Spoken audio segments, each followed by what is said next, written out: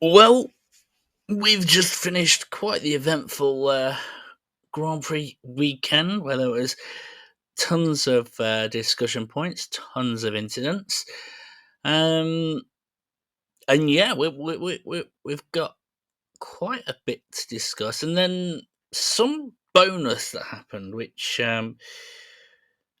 could end up being spicy at the end. I mean, it's one of those funny things when I look back on the videos. Every time I say I'm going to do a rant, I end up not ranting. By the end of this, it's going to be one of those ones where I'm going to try my best not to rant, but I think I could end up ranting. So, bit of a fun one there, and we'll see where we go. So, let's start off with the uh, unexpected winners. Which, by the way, I'm finding it really difficult to do this because every time I'm like, I want to shine a light on this person, so does the media. But here are the two I'm going to focus on, which is Kimi Antonelli and Pierre Gasly. Now, let's be honest, Kimi Antonelli's everyone knows about. Second in the sprint, second in the main race, fantastic performance, and held off Max Verstappen at the end. Really good in defence as well. Really solid drive, and didn't really put a foot wrong. Um, I've got to say, like, there was obviously that one incident in the race, um, but apart from that, pretty solid, professional drive, fantastic from Kimi Antonelli. So really well done, everything like that. But I want to focus a bit more on Pierre Gasly. Alpine has been shocking this season. Let's be honest, right?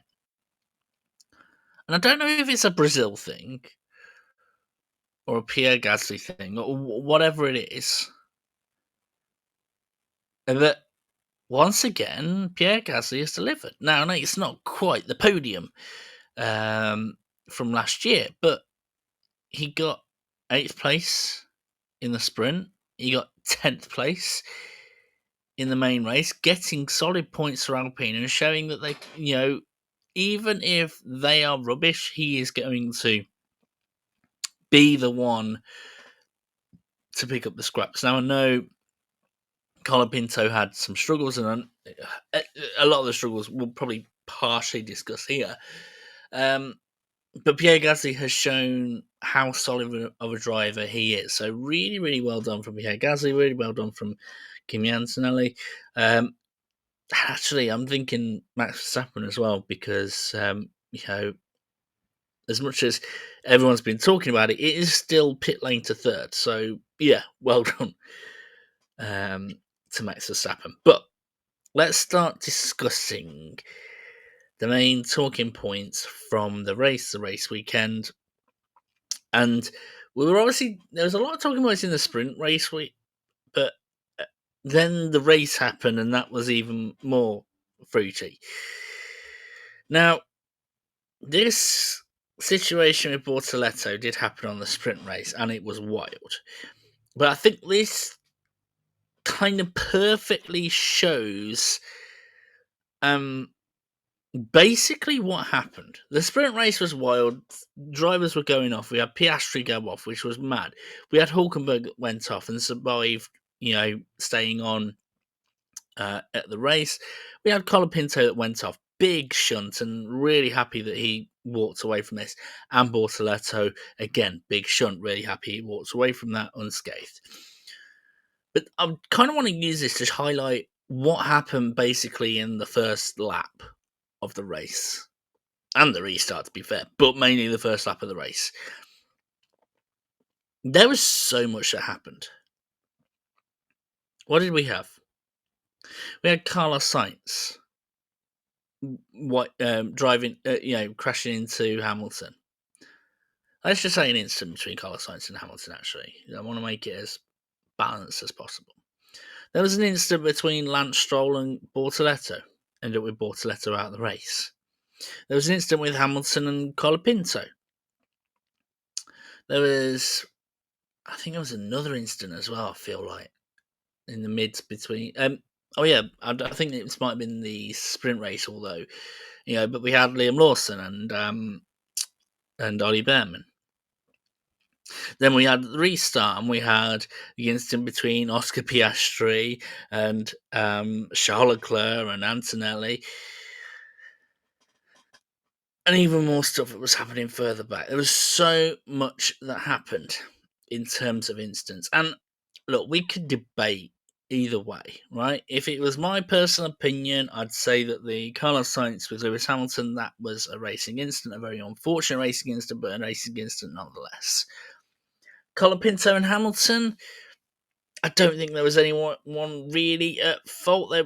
Hamilton was trying to work out where Colapinto was going to be. It was all very unpredictable, but understandably unpredictable, let's say. So maybe a bit harsh on Hamilton, and then the other situations, the Oscar Piastri thing felt a bit harsh on Oscar Piastri. But can I be honest? I'm not too mad at the FIA for their decisions. I mean that. And the reason being is this race felt a similar sort of spirit to a race that happened over 27 years ago. This one.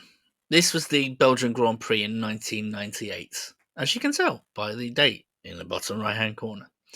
This was mad, right? TV direction, because of the amount of mist and spray, you actually couldn't see what had happened. You don't know, was it Coulthard that went out of control, or did someone crash into him? Multi-car pilot. And the reason why I say it's got the same spirit as this is I don't care too much about the decisions. There are bigger things at play. And what was bigger at play for the Brazilian Grand Prix was just making sure everything was also, taken seriously, making sure everything was all clean, basically cleared up, and just dealt with it as best as possible. There are bigger fish to fry than just the incidents because it was that wild. And I don't think there was anybody that was that at fault or that much of a dingus, for want of a better word. It was just, everything just felt a bit unfortunate. I don't think Carlos Sainz did anything wrong. I don't think Lewis Hamilton did anything wrong. I don't think Colapinto did anything wrong. I don't think Charles Leclerc didn't do anything wrong. I don't think Antonelli did anything wrong. I don't think Oscar Piastri did anything wrong. No one, Stroll, I can't believe I'm saying this, but I don't think Stroll did anything wrong. And I don't think Bottas did anything. It was just one of those races where just chaos ensued. And if you've got no connection to any of these drivers, you probably loved the chaos. And if you did have a connection to one of the drivers I've just mentioned, such as Charles Leclerc or Oscar Piastri or Lewis Hamilton, the three big ones, or Bortoleto, the four big ones that really got affected by it, you probably didn't enjoy it that much. But for the most part, it was entertaining. It was fun. But the one thing that has definitely stood out is, thanks to everything, Lando Norris now has a 24-point gap to Oscar Piastri. Now, I know Oscar Piastri had more than a 25-point gap earlier on in the season, but the closer you get to the end with this sort of, lead, the more likely it's going to be in your favour. And I think we're starting to get to the point where it's more than 50% chance that it's going to be Lando Norris that's going to get the title. The odds are starting to get into his favour, which is really good.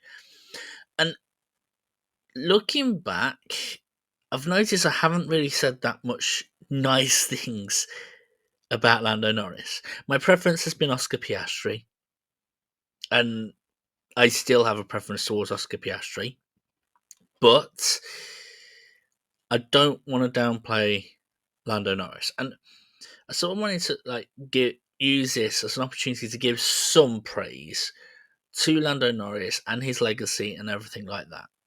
And here's the best way of putting it. I remember when Lando Norris first started, watching the Formula One with my dad. His nickname for us was Seventh Again Norris. And that wasn't a derogatory nickname we were giving him. McLaren was absolute garbage at that time. They'd only just come out of the GP2 engine saga.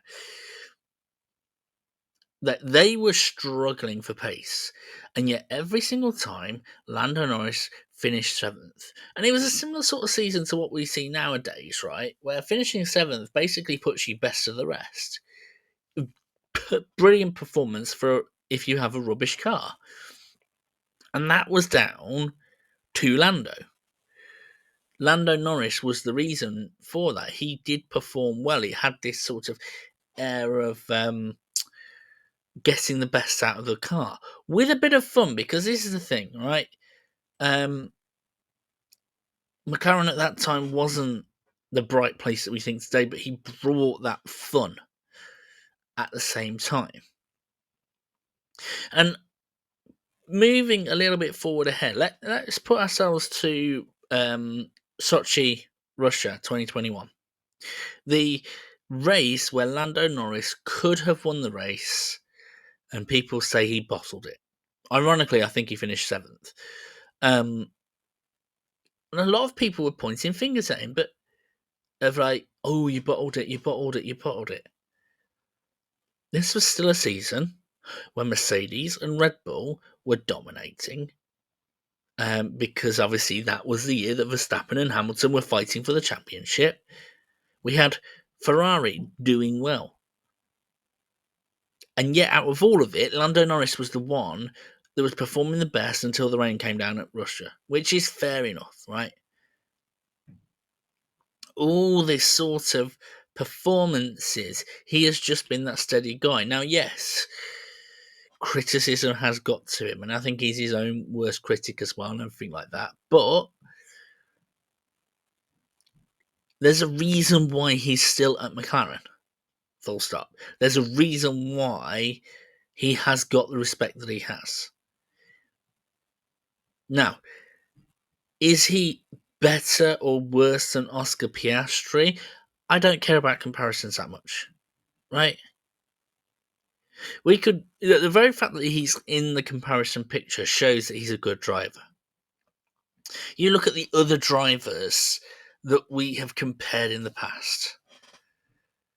Is Sebastian Vettel better than Fernando Alonso? Is Hamilton better than Sebastian Vettel? Is Vettel/Hamilton better than Schumacher? Is Verstappen better than Hamilton? Is Verstappen better than Senna? Is Verstappen better than Leclerc? You know, all these sort of comparisons. The very fact that in the comparison pictures means they must be a good driver. Let's face it, no one is comparing if Lance Stroll is better than anybody. Not really. Maybe there's one or two, but on the majority, we're not really comparing Lance Stroll with anybody. And so the very fact that he can even be in the discussion of is he better than Oscar Piastri or Verstappen or anything like that means he does have talent. Now, maybe the hype got built up too much, and do you know what? British bias is a thing, right? And I've heard a lot of focus on Lando Norris, which fair enough, right? Everyone has favourites. I bet if we looked at the Australian they'd be focusing on Oscar Piastri. The Dutch media would be focusing on Verstappen. That's just how things go, right? But at the end of the day, Norris, whether he's in a good car or not, he's in a good car for a reason. He's in the sport for a reason. He is one of the top 20 single seat racers in the world as we are speaking. So he does deserve credit. Now, there could be arguments. that he's been helped. But again, even if he has been helped by McLaren, he is the golden child of McLaren. He's still had that respect for a reason. He's performed well against Carlos Sainz. He's performed well against Daniel Ricciardo. He's shown his worth. So I don't think we really need to go into this thing of just because we don't like the way the McLaren's done it, that's got limited to do with Lando Norris, limited to do with Oscar Piastri. So yeah, if Lando Norris wins the championship, it will be deserved. And the same goes for the other two that are mathematically still in contention. And we could be still in for a good title fight. Now, this is normally the part that we would finish up and say, until next time, take care. But something happened, I don't know if it was yesterday or whether it was on Sunday, in the Ferrari camp that has caused a little bit of controversy, a little bit of discussion. And every single time I look at what we are about to look at, I have a different opinion. So we're going to look at it together, and we're going to make a judgment on everything right now. We're going to drill down. We're going to try and see if we can work out what is being said, what is not being said, everything like that. If you have been living under a rock, what I'm talking about is this. John Elkann, I think his name is, or is it John? John, sorry. I don't know why I thought it was Johan. I think maybe because Elkann sounded Swedish. I don't know.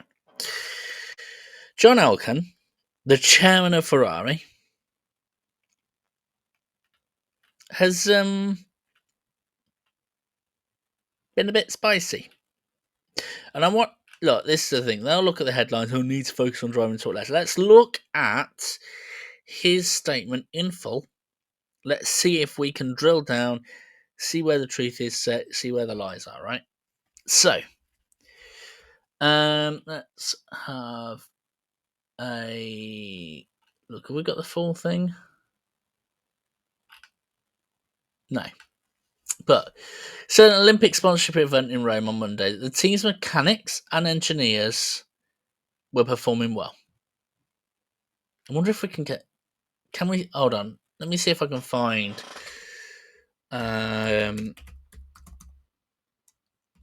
Comments. Let's see if we can find it. I want to try and find it properly rather than.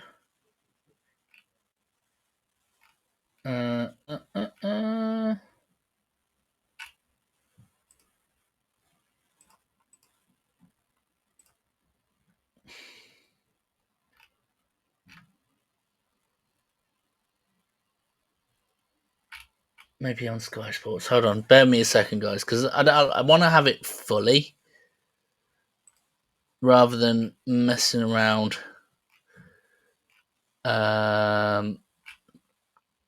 Is this the one? Okay, yeah, I think I found a better one. Hold on, bear me a second. Stop sharing. Set screen share this one. Okay, cool. Let's look at the comments in full.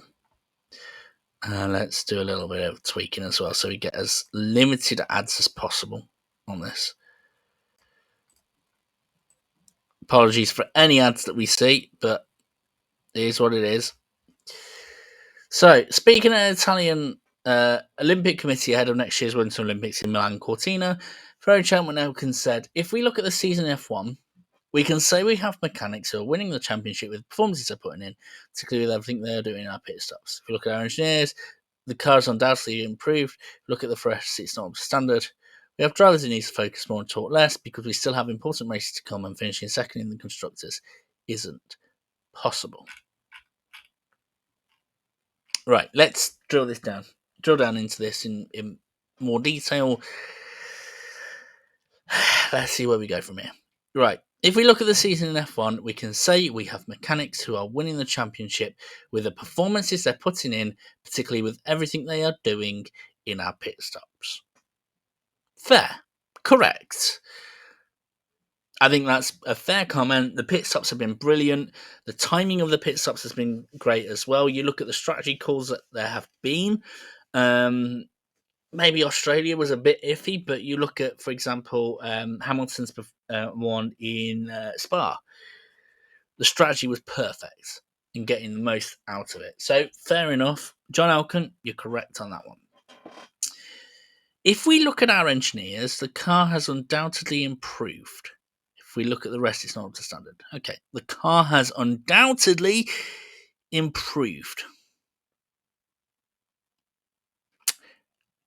So last year, Ferrari had a car that was arguably the equal of McLaren. Arguably. They won good amount of races. They were still competing for the Constructors' Championship. They had a really, really solid car. And this year, they can't run a car that can last a race. Now, obviously, on the Sunday in Brazil, it was more other driver errors. Let's say that, right? But the fact is, we have had disqualification from China because of the plank wear. We've had brake issues for Hamilton at the end of Singapore. You know, the one where he was 20 seconds slower than everybody else because of brake issues and had a 5-second penalty because basically the brakes didn't allow him to make the corner? Are we seriously saying, John, that the car has undoubtedly improved? What the hell have you been watching? Seriously, what the hell have you been watching? The car hasn't improved. The drivers have made the best out of the circumstances. Mexico's a really good example where the drivers made the best out of the circumstances. We had everything that happened there. And then, yeah, guess what? Ooh, the car near the end of the race faltered. Again. That has got nothing to do with the drivers, and the car has definitely not undoubtedly improved. Certainly not on last season. If you think the car has undoubtedly improved, you're doing a bloody headstand. Okay? If we look at the rest, it's not up to standard. We have drivers who need to focus more and talk less because we still have important races to come, and finishing second in the Constructors isn't impossible. What do you mean by that, John? What do you mean that the drivers need to talk less? You can't be talking about media duties because guess what? That's part and parcel of the contracts of being a Formula One driver. You can't refuse to be going into press pits or anything like that to be talking about, different situations, and refusing to answer a question is not exactly going to help things, right? Maybe he's not happy with the detail that Hamilton's going into or the detail that Leclerc's going into, but at the end of the day, the journalists are the ones that ask the questions, and the journalists can see that there is an issue that is going on. You can't just shut the doors. And are you talking about social media? Because if you are talking about social media, what's the difference between, are you saying that you wouldn't allow Max Verstappen in there because he talks every now and again, the quote last season of, oh yeah, we've already lost the championship, right? They're ahead of us, sort of thing, right? Or Piastri, Norris. Name me a Formula One driver that would talk less. Lance Stroll? No. John, you just have to get it into your head that F1 drivers nowadays are going to talk. And I know Ferrari used to have this thing where they just didn't talk to media at all, right? It was just that thing, right? Never really had a social media thing. Everything was all shut up. Really? That's the route you want to go down? Because it's not working. That's the wrong era. We're not in the era anymore where everything goes on behind closed doors and it's all secretive and everything like that, and it's all hush hush and the drivers don't say anything. That was like the 90s and early 2000s. The days of Ron Dennis and Frank Williams and Jean Todt. Those days are gone. They're behind you, John. You can't be focusing on that. And who are you comparing these drivers to? Because you've been here since 2020, 2021? I think it's 2020, right? And you're saying that was the problem with Sebastian Vettel? You're saying that was the problem? Well, Kimi Raikkonen. Okay, Kimi Raikkonen is probably the only driver who could talk less. But Charles Leclerc, who's been there for 5 years now, and now all of a sudden he's got a problem because he's talking more. Guess what? During the pandemic, that's when he started talking more because that's when he was doing his streaming. He's now got that social media presence. So you're saying that him talking, he didn't need to talk less last year because he was, they're performing, but now all of a sudden the car's not performing, the drivers need to talk less. What are you on about? John, if you seriously are thinking that the problem is not the car, you need to go as chairman. You do not deserve to be chairman. Because a good chairman of a company needs to know exactly what the hell is going on in this company and what's going wrong, where the issues are. And if it really mattered to you that much, what the hell are you doing speaking at an Italian Olympic Committee? I'd understand if it was a World Endurance Championship, but Formula One's got no involvement in the Italian Olympic Committee. What the hell are you playing at? The Formula One has always been about the car. Always. And if you think the drivers are the problem, when you've got one of the top up and coming talents in Charles Leclerc, when we've got somebody who still has the skill as they've shown in China, as they've shown in Belgium, in racing, in Lewis Hamilton, and you're saying that they're the problem, you need to look into what the hell is going wrong and why you seem to have that mindset. Oh, and by the way, if you want your drivers to talk less, right, here's the thing, right? Get your engineers to bloody respond properly. There's water in my seat. Oh, it must be the water. Guess what? There's going to be questions about that. Curiosities about that. When Hamilton was talking in Monaco and no one was responding, of course he's going to have to talk more. Because he needs a response. You're going to be like, hello, right? You're going to be saying more words while you're waiting for someone to respond. It's just how it is. But let's look further, because he did mention about. Did you mention about the Endurance Championship? Not in this one, but we'll look into it. But here's the thing. Let's look at the responses, because here's the thing. This shows to me that the drivers know what they're talking about, and John doesn't. Hamilton basically said, "Brazil, thank you for all the love, always. In the end, it wasn't the race we wanted. It's gutting, especially after some good progress, but we'll move on. I back my team. I back myself. I will not give up. Not now. Not then. Not ever." John, that's the way you motivate the entire team. If you want to defend your team, defend your entire team. Don't throw members of it under the bus. That's what Hamilton's done. We've made some good progress. I back the team. I back myself. He's not dunking on anybody. You are. And Charles Leclerc, I think, made a look. Here's the thing, right? Let's look at Hamilton's comments. This thing that might maybe what John was talking about. This is a nightmare. I've been living it for a while. The flip between the dream of driving for this amazing team and then the nightmare of results that we've had, the ups and downs, it's challenging. But tomorrow I'll get back up. I'll keep training. I'll keep working with the team. I really wanted to get them good points this weekend, but I'll come back as strong as I can in the next race and try to recover it.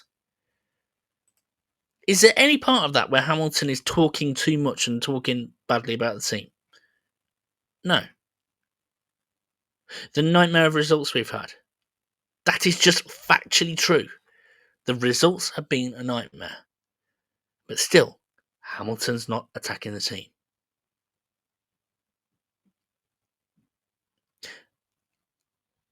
Ferrari are obviously in a mess right now. And it's sad to see. We want them, majority of us want them to do better. To quote Sebastian Vettel, everyone's a Ferrari fan. And I'm wondering if we're starting to see the real problems that are going on right now. Are the real problems actually the chairman, John Elkann? Do we need him away? I mean, he compared this all to the Endurance Championship. Guess what? In the Endurance Championship, drivers talk less. Why? Because they're driving for 12 hours, 24 hours. They've got to save their energy. They don't really have as much press and media attention. It just is what it is. Drivers are exhausted. After an endurance race, guess what they want to do? Sleep. Of course, they're not going to talk that much. Drivers after a Formula 1 race, the media focuses on them. They've got a bit more energy. So, of course. Oh, and by the way, if you're out in the first 10 laps, 10, 20 laps, you got plenty of energy. You just don't have a car. So, John, stop it. Those, excuse me, those are my thoughts on everything Brazil related, Ferrari related. The Ferrari one, I'm sure, could be debated and talked about in, and everyone's got an opinion on it, of course. And I'd love to know your opinion. Please let me know. And we've got a couple of weeks break until the next one, where we're going to Las Vegas. Hopefully, it should be fun. Las Vegas normally is fun, actually, to be quite honest. Certainly a lot more fun than it used to be back in the 80s. And until we do our review of Las Vegas, take care of yourselves. It's going to be a fun rest of the year. Take care.